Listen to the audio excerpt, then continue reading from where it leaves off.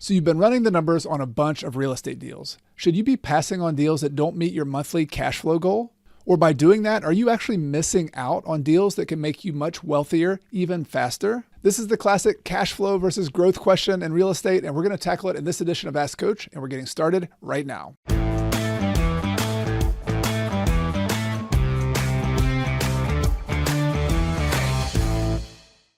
Welcome to the podcast, Real Estate Investing with Coach Carson. I'm your host, Chad Carson. You can also call me Coach Carson. This is a show to help you get out of the financial grind so you can spend your time doing more of what matters. Today's Ask Coach question was inspired by many discussions going in the YouTube comments and also in my private community, Rental Property Mastery. If you haven't heard of Rental Property Mastery, it's the place where I coach and help small and mighty rental investors to acquire more properties, to raise more money, and to turn their rentals into passive income so they can actually achieve financial freedom. You can check it out or join at the link below in the YouTube or the podcast description. To help me answer this question, I brought on my friend and one of the smartest real estate investors and professionals I know, Erion. He's from Houston, Texas, and he's also known as the investing architect. Now let's go to our conversation. So Erion, I was analyzing a deal with a student of mine in one of my membership recently, and they told me that they passed on this deal. They said, I looked at this deal, the cash on cash return wasn't good enough. The cash flow didn't meet my $300 per month threshold. And so they decided to pass. And it made me think about something that, it has been kind of bugging me a little bit lately, is that not every real estate deal can be analyzed the same way. And to oversimplify it a little bit, there are these cash flow centric deals and then these growth centric deals. And in particular, it's almost like you're putting on a different set of glasses, a different lens, and they both could potentially get you to the same place, financial freedom, having income coming in. But you do such a good job with your role as the investing architect of helping us think about like how these assets can actually get us to our goals. And I've heard you talk about this before, so I thought it'd be fun to chat about it a little bit, have a conversation about cash flow properties versus growth properties. How should we think about this? Should we be passing on deals automatically because they don't make $300 a month in cash flow, or is there something else we need to be thinking about? Well, I can tell you that I have cried over every deal that I've passed on for that same reason, in the last decade. But yes. So in very simple terms, right?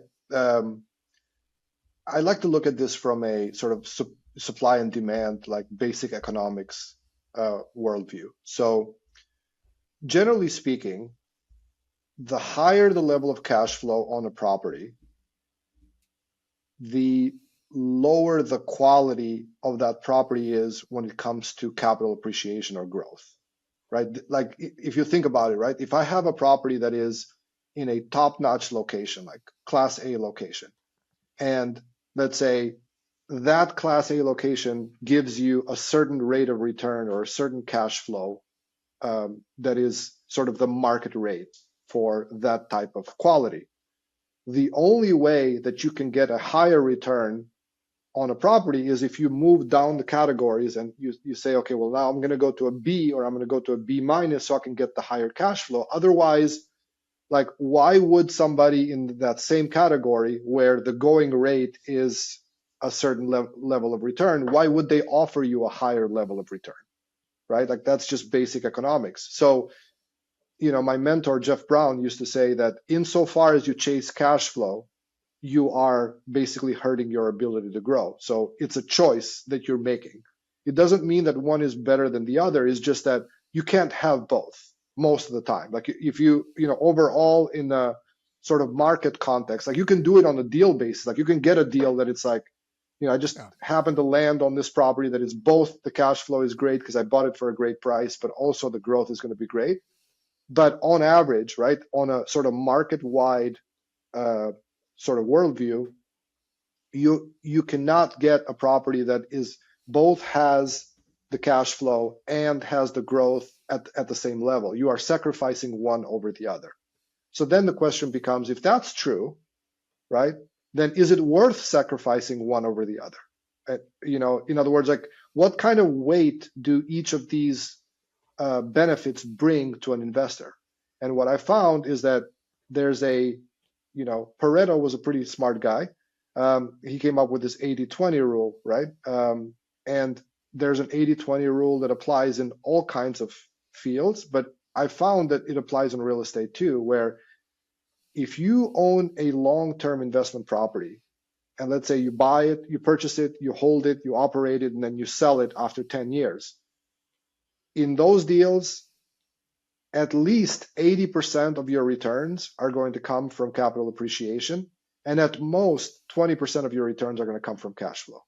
So now, with that being true, if you were to then try to, you're back at this crossroads of like, hey, I can either go left towards cash flow or I'm going right towards capital appreciation. And if I go left towards cash flow, I'm getting away from capital appreciation. If I go right, I'm getting away from cash flow. Which one is it better to optimize for? Do you optimize for the one that gives you 20% of your returns and give up some of the 80% of the returns, or vice versa?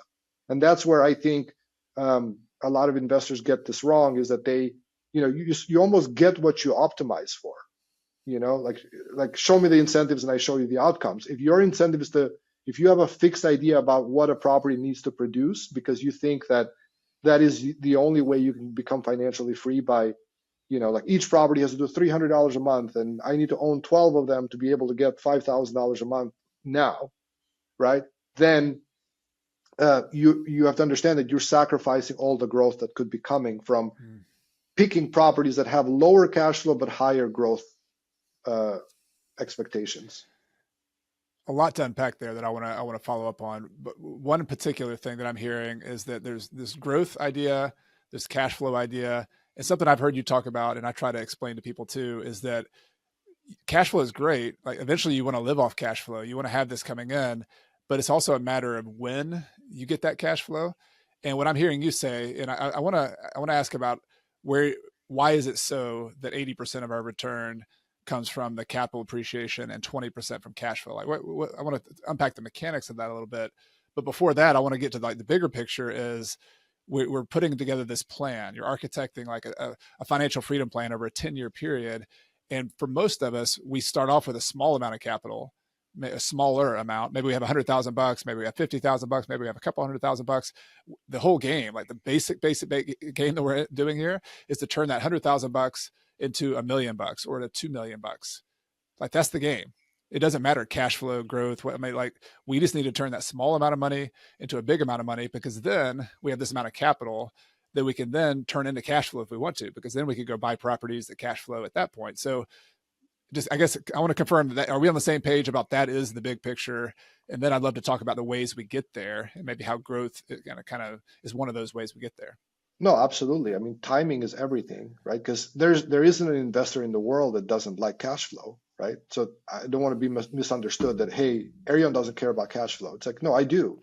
But the way I see it is that there's two ways you can go, right? Back into that crossroads, right? You could either say, I'm going to optimize for cash flow now, right? And, I'm going to take my chances and, sacrifice some of the growth, right? And then 10 years from now, I end up at some destination. The other way to go is to say, hey, I'm going to sacrifice some of the cash flow now, and then I'm going to optimize on growth.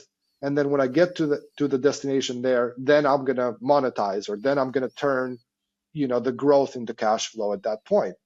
What's interesting is 80 to 90% of long-term investors that I work with don't need the cash flow now. Right? So like they don't need the cash flow in the way of like, oh, I need cash flow so I can pay my light bill, or I need cash flow so I could pay my Netflix bill, right? They want cash flow at some point in the future. Is just they think that the only way to get to that cash flow in the future is by getting the cash flow now and building it brick by brick. But the issue with that, right, is that when you choose the cash flow route, cash flow erodes over time, right? That's the problem, is that if you say, okay, if you've got a fixed dollar amount, of cash flow, you say, okay, well, I want $300 a month cash flow. Next year, that $300 could go down to $175. Why? Well, your insurance went up by 30%, or your property taxes went up by 10%, right? Or vacancies might be a little bit higher. So you can end up with a double whammy of, now you don't have the cash flow and you don't have the growth, as opposed to, if you go the other direction where And I'm not saying, hey, just buy properties with negative cash flow or buy property that cash flow doesn't matter. It matters. So the property has to be both in balance and able to absorb any, because the property taxes, insurance could go up if you go this other way too. So you have to leave enough room there for the property to be able to absorb any of those changes, so you can operate it well during that. But when you look at those destinations, they're drastically different because of that 80-20 relationship, right? Like you end up in a significantly worse position if you chase cash flow now versus if you prioritize or optimize for growth. And to do that when you don't even need the cash flow currently for your living expenses, that makes absolutely no sense. Yeah, that makes sense. I'm trying to still unpack this kind of 80-20, because I have found something similar where most of my returns over the long run, especially early in my career, were from the growth of the property. And I want to speculate on something.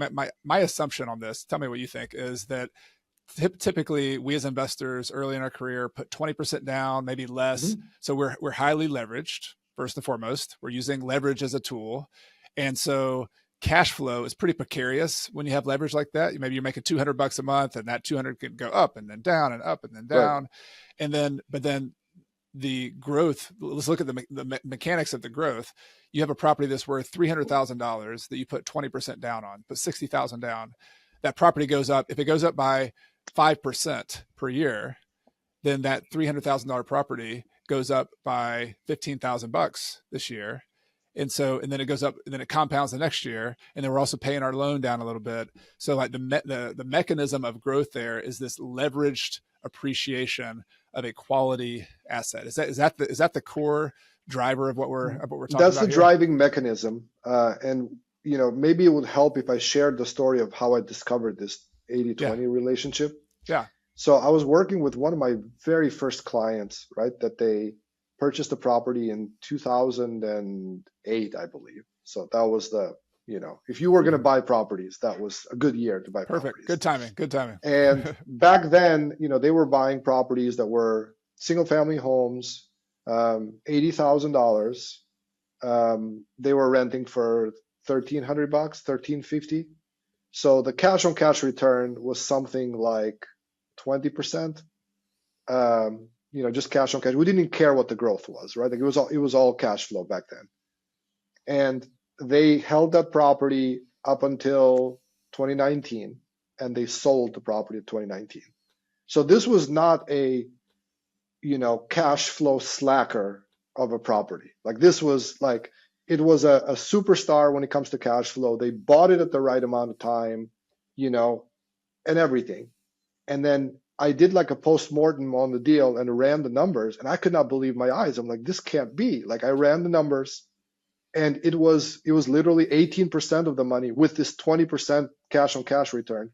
Only 18% of the growth came from cash flow, and the rest came from capital appreciation, some of the built-in equity that they had, because they bought it at a time when the market were a little depressed, plus the debt pay down and so on. But then I went down I had this like beautiful mind moment, like, and I start running like one after the other, and I started to see the same relationship over and over again. And the more reasonable the cash flow position was, the more the balance shifted in the favor of the capital appreciation side. So that's why I say it's at most 20% will come from cash flow. Yeah. And that was I had this aha moment because I had so many people that had said back then, no, this has only a 15% cash on cash return, and I'm really looking for a 20% cash on cash return. So they were essentially turning a deal down that would have made them literally like, 10x their initial capital over $100 a month in additional cash flow that they could have had. That's a pretty cool postmortem. I like that analysis. Yeah, I love those aha moments that typically only come from being a nerd with bookkeeping and accounting, which both you and I are. You got to dig into those books and have those like eye-opening moments when you're looking at some spreadsheet. There are benefits to nerdship. Yes, yeah. Nerds unite. Here we go. All right, good. So I want to push back on one thing, because I know people listening to this, and it's a legitimate concern too. They say, well, that's pretty interesting that 80% of these returns in your experience have come from capital appreciation. But isn't this a more speculative route to go? Because do we really know properties are going to grow, or how do we know properties are going to grow, or how do we build like a foundation of an investment plan on something that is just counting on something out of our control happening? Like, what would you say to that? Well, what I would say to that is that I'm not counting on outsized growth, right? Like we're not talking about, like, during that period of time, the average growth on properties in the Houston area was 4.2%. I mean, we're not talking, this is not like Santa Monica, California, right? That you bought it and it went up by 50% in 2 years. We're talking about essentially inflation growth, or slightly higher than inflation growth, but over a large period of time. It's like, I'll give you this, like, I will take a property, right, that will appreciate at 3% a year, right? Basic inflation of like bricks and sticks and so on, right? For 10 years, right? That is 45%, right? Because the compounding effect. Now I take that 45% and I multiply it by 5 because I put 20% down, right? Now we're talking about 200% return, comprehensive cumulative return on my investment. Now, I'm happy with that scenario. Now, what happens if the return wasn't 3, but it was 6? It's like, don't do that math, because it's going to ruin you forever, right? But that's my point, is like, we're not counting on outsized growth. We're counting on, the basic inflation of materials, that if I own a house here today and I have an empty lot next to that house, the following year, I cannot build the same house on the lot next door for the same price as I bought this house the year before. And I most definitely cannot build the house 10 years from now for the same price that I bought this house 10 years ago. So this is not speculative. I understand the argument that when people think capital growth, they think like outsized appreciation. We're talking about sort of normal, slow. We're in Texas. Texas does not generally have, double-digit appreciation rates. I mean, we had it maybe 1 year during 2020, but all the other years and this was in this example in the story that I gave you, they sold it in 2019, so they didn't even benefit from that 2020 bump at all. So the average growth was 4.2%. So my pushback on that would be, well, we're not talking about an outsized capital expenditure. We're talking about buy and hold and let the eighth wonder of the world, compounding, do its thing. Yep. And also, I think you would agree with us, when you're buying a property, you can also stress test it. I mean, you can run an assumption. You always have to know your assumptions. You can assume, all right, 3% is going to be my growth rate, maybe 4%, but you should also buy the property assuming, all right, well, what would happen if I got no growth and this property were flat for the next 10 years?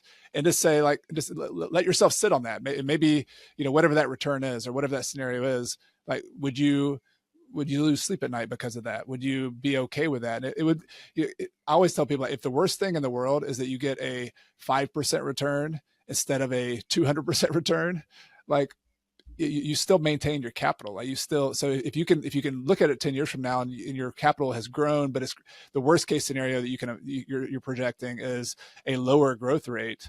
That's you can make a decision based on that. I don't know how you think about it as well. So the way I think of it is, like, I look at the data, right? So, the way that the number that I use for the capital appreciation assumption in my numbers, right, is, so I have data in Houston going back 50, 60 years, right? So what I want to do is I want to say, okay, I let you pick the year, right? You pick the year that you want to start the 10-year on, right? And I want to see over that 10-year period, no matter what year you pick, I want to see what the average growth rate is. And I want to use the lowest average growth rate of any year. Like, you pick the year. Like, we're not cherry picking the data and saying in the last 10 years, but this was a good decade, right? Like, we're talking about you start wherever you want to start. And I'm going with the most conservative number. I'm good with that assumption being something that's going to repeat itself over time, especially if the data goes back 50, 60 years. Now, if, the scenario where a property that is well located, that, it's in an area that that should grow, like I've really messed up on my criteria if I get to a situation where there's no growth on that property over 10 years, right? Like that, the original hypothesis. Now I understand the idea of stress testing it, because then you're sort of saying, hey, what's the worst that could happen here? And if I'm okay with that scenario, then I'm good to move forward.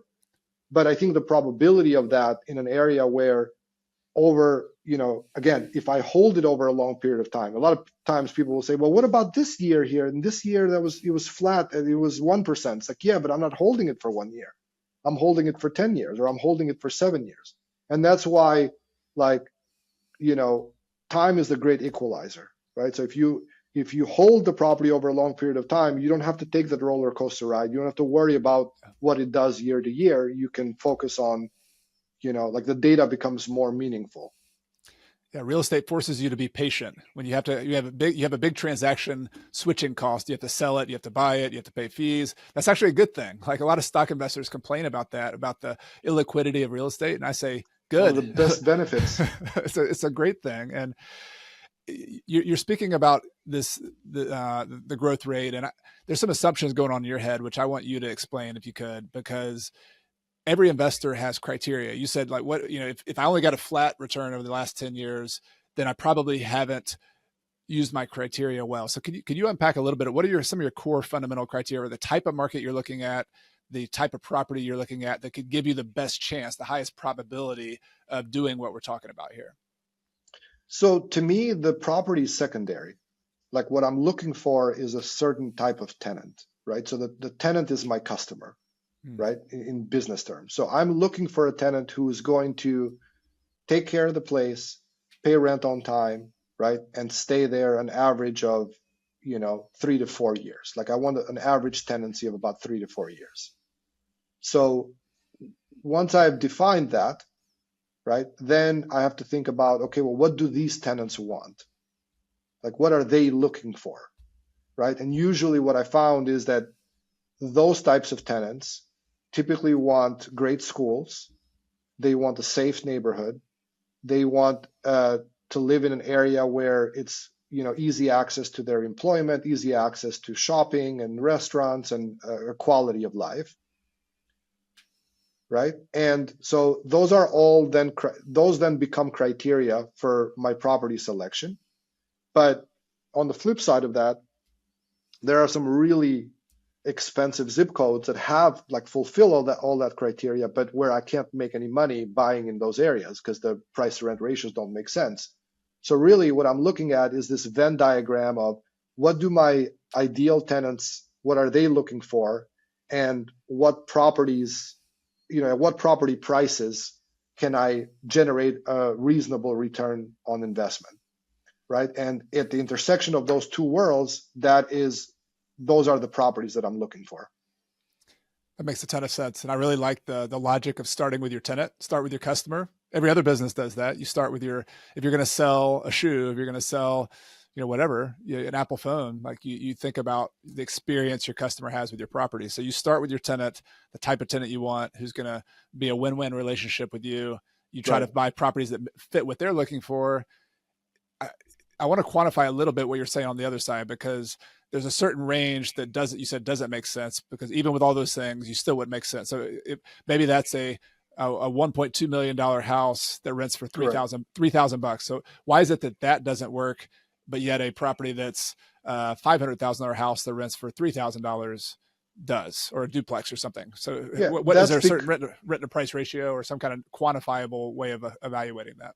Well, there is, but it's market specific, right? And that's where knowing the market becomes critical. So I can't give you a number and say this is the number, and then you go to Clemson, South Carolina, that number doesn't work for you because the property prices, property taxes, insurance, everything is different, right? 1% rules in Santa Monica, California don't make sense. Are you telling me this? No, there's no, there's no properties are renting for $36,000 a month in Santa Monica. But but I think even deeper than the idea of having a customer in mind, if I'm optimizing for growth, right? And I am, because of the data tells me that 80% of my money is going to come from growth. then you have to think like, well, where does real estate growth really come from? Right. And a lot of times people don't understand that the driver of real estate growth is population growth. Right. So I want to invest in areas where, people are moving into and the population is growing. And I want to invest away from areas where the population is shrinking or people are moving out or, things that, regardless of what the cash flow. Like I had a client a while ago that they had purchased some properties in some town in New Mexico, and the returns were outstanding. I think he was getting like 13% cash on cash at the time when all other markets were maybe giving you 5-6%. So he was getting double. But what he didn't know is that the reason why the seller had to give him or sell him the properties at that rate where he would give him that return was because the major, I forget what it was, mine or a factory that had just closed down. So basically it was a town that was slowly dying because the largest employer had gone away. So he gave back some of those like prized cash flows that he had earned during his ownership when he sold, because he had to sell it for a lower value. So it was negative growth because the population was going in the wrong direction. So for me, it's like I'm looking for areas where, population, like if people want to live in an area because the schools are good, because, maybe the cost of living is low, or maybe, like the ability to live a life that they want to live is more available to them. There's a lot of jobs. There's a lot of jobs in the area. There's a lot of job security, cost of living, so on. Then I can reasonably assume that the growth is going to materialize. Like I don't have to be speculative about it.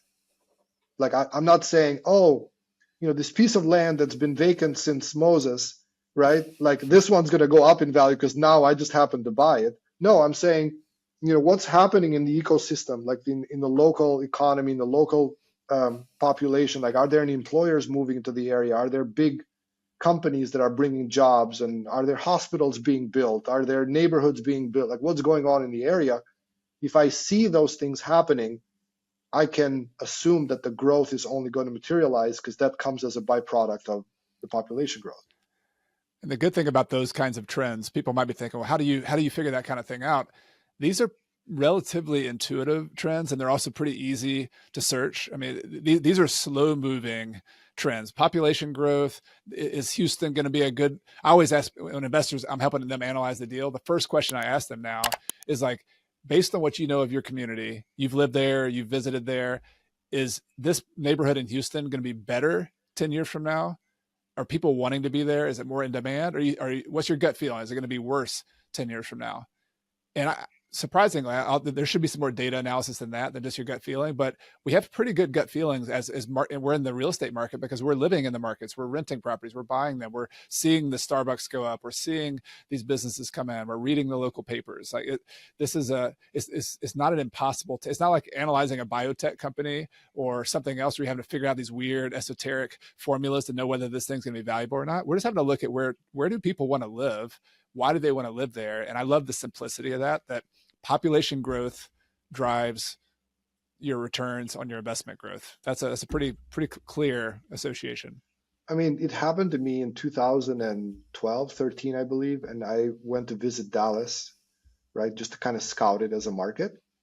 And I have to tell you, you didn't have to be like an economic genius to figure out that this town was growing. Like there was literally areas where you'd go there and like the neighborhood, the grocery store, the church, the shopping center were all like coming up in front of your eyes as like you drive there one day and you drive the next day and there's, where was this building yesterday, right? Like there's a lot of that of sort of just having the awareness of like what's like what you were mentioning, like what's going on in your community.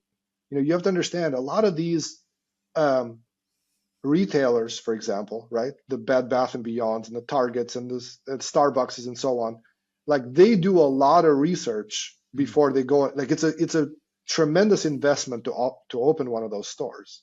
So they do a lot of research and they are really like skating to where the puck is going versus where the puck is now. So like they're essentially they're building the supply for the demand that's going to be versus the demand that's there now. So if you start to see, like people don't build retail stores if the people are not going to be there to frequent those stores. So that's another thing. Like if you start to like once this awareness is unlocked in somebody where they start paying attention, not just like, oh, they opened the store, oh, I'm going to go and buy coffee there.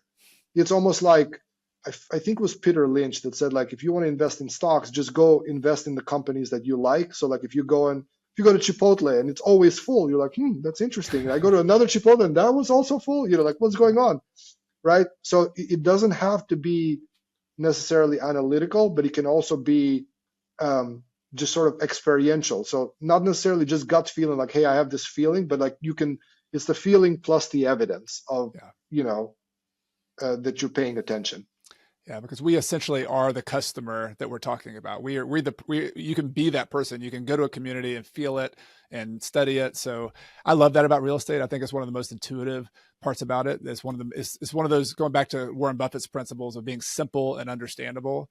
Like if this is the crux of how we're making money, if 80% of our returns are coming from growth in most of our properties, and if most of our growth, the driver is this quality of a place growing in population, it pays to know that. Like it pays to study that. It pays to get good at that. But it's not rocket science. You don't have to be brilliant at this. And one of to sort of give another analogy of what we're trying to talk about here, growth versus cash flow. I want to see what you think about this because we haven't talked about this before. But I was rereading some of the Warren Buffett letters when Charlie Munger passed away this year. It was just sort of, I'm a fan. I'm a fan of both of their analytical skills. And I was going back through, and one of the most important stories, part of their stories, was Warren Buffett back in the 60s, early when his first Warren Buffett partnership, when he first got wealthy, the highest returns he ever made in his entire career, he would go out and buy these companies that were sort of distressed. They were like, they were down and out. The price was really low. They, the whole market didn't like them. They actually had a term for this. They called them cigar butt investments, where it was like I don't smoke cigars, but somebody had thrown the cigar. It was like the last two puffs of a cigar. Somebody threw it out on the sidewalk, and Warren Buffett went along and he picked it up for free. It didn't cost him anything, but he puffed the last two puffs. It's a great return on investment if you want a cigar. You paid zero for it. You got two puffs on it. That's kind of what these businesses were. They were the down and out businesses, and Charlie Munger, who was his partner for many years, business partner, met him and said, Warren, you're doing great with those cigar butt investments, but really what you're doing is you're buying fair businesses at great prices. They're fair business. They're not good. They're not really good businesses, but you're buying them at great prices. And yes, you made really good money on it. But if you want a long-term sustainable approach to investing, Warren, why don't we start buying these great businesses that have awesome fundamentals with a really big moat around them? They're very competitive, which in real estate, competitive advantage is location is the population growth. And so Charlie Munger convinced Buffett, I think is my understanding of the story, was to buy great businesses at fair prices. You might not get like the huge discount you thought you would on those fair businesses, which is the equivalent of the cash flow properties. When you get used to buying cash flow properties, you're like, I got to get this thing at 50 cents on the dollar, 60 cents on the dollar in order to make it a really good deal. Whereas these great businesses, you'll probably pass on those deals because you think you got to run the same numbers as a fair business. But with a great business, you're not going to necessarily get this enormous discount because the growth is typically where you're going to make your money. So I've been thinking about that metaphor of great businesses at fair prices. Great properties at fair prices today will actually make you as much or more money than fair properties or fair locations at great prices. Right. But the problem is that, like, great properties at fair prices seem like bad deals when you have a sort of a lens on that. It's like it has to fit within this box, of the cash flow. And that's the part that, like, one of the biggest pushbacks that I get from investors on this 80-20 idea is they say, well, that's not been my experience. And I say, okay, well, what's your experience? Well, I've owned this property for 2 years and most of my money has come from cash flow. It's like, you haven't owned it long enough, right? Like, you have to do the whole cycle, right? Where you buy it, you hold it, and you sell it. And and I invite any of the listeners, if you have done a deal like that, where you've gone the full cycle and you've owned it and you've operated and you sold it, run the numbers and see if you can, duplicate the number that I came to understand when I did it for that client. And it's usually going to be, roughly 80-20. And it was really surprising to me. You've given me another idea, Erion. I'm gonna show a couple of my properties that have had the exact same effect. I'm gonna do a little whiteboard on the channel. So any of you who are watching this on YouTube, let me know in the comments. Maybe I can even talk Erion into showing one of his deals on the podcast eventually, and we'll whiteboard it. We'll show the spreadsheet. But this has been really helpful. I hope people can reframe this. This is one of those most important. I think this is important in any market, but in 2024, 2025, when I think we're getting kind of back to normal, like this is a more normal interest rate market. This is a more normal. We've been through some weird times where you could have your cash flow and eat it too. Like that's right. That has not been the norm, and at least the study I've done of the many decades of investing of investors I've studied. You have to reframe this and think about it a little bit differently. Any final words you want to give people in this idea that would help them out? Well, and I find this very interesting that you're saying we're returning to normal. Eventually you have to return from Vegas, right? That's the issue, right? It's like that. Vegas is Vegas because you go there, you come back, right? But yeah, so I would say that. I heard in a show, I think it was the Ted Lasso show, that they said, the truth will set you free, but first it will piss you off, right? and that's so if you find yourself getting pissed off by this idea and you disagree with it, just stay with it, and eventually the truth might set you free if you run some numbers on it. But to me, this was a very it was a very eye-opening experience because I'm a very analytical person. So I'm very attracted to the idea of like, I have this target that I want to hit. I have this cash flow target or this, so I ran numbers just like you for years where, like we had basically an analysis team that was running numbers on deals all day long and saying, nope, this one's 15%. We don't want that one. Nope, this one's 12%. We don't want that one. And when I saw this, I realized that there was a lot of missed opportunities, that a lot of the people that bought those deals bought those great deals at fair prices, they ended up in many cases in a better position than the people that were just focusing on the cash flow side. Very helpful. Thank you again for your time, Erion. I want to give you an opportunity to let people know about you. You are an amazing agent, real estate agent in the Houston area. You also have a property management business and you have a website, Investing Architect. But I'll put links to everything in the show notes and the podcast description, but let people know where they can hang out with you and where you prefer for them to connect with you. Sure. They can connect with me on my website, signaturehouston.com, on Twitter or X at Invest Architect, or on LinkedIn. Awesome. Well, I hope people will connect with you and reach out to you. You'll probably get inundated after this episode with either people who are really pissed off or really people who want to work with you. One of the two. Bring it on. All right. Good talking to you as always. See you next time, my friend. Same here. In this episode, we debated between cash flow and growth rentals to determine which one makes you the most money over the long run.